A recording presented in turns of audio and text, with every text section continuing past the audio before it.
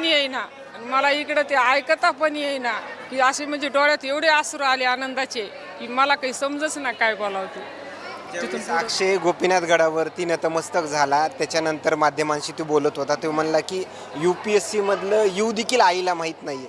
आता मुलगा नेमकं कोणची नोकरी करण्याची कल्पना वगैरे आहे? आता त्याचं स्वप्न अजून पुढं जायचं आहे. मला तरी एकाच आकडा येत नाही. मी एकदम साधी आहे. माझं शिक्षण काही पण झालेलं नाही आहे. पण असं कधीच वाटलं नाही हे एवढा पुढं जाईन म्हणून. ते काय नशिबात होतं काय माहीत नाही. काय देवाची एवढी साथ होती काय माहीत नाही. पण ते स्वप्न पूर्ण झाले त्याचे. जिल्हाधिकारी म्हणून काम पाहावं त्याची अपेक्षा आहे.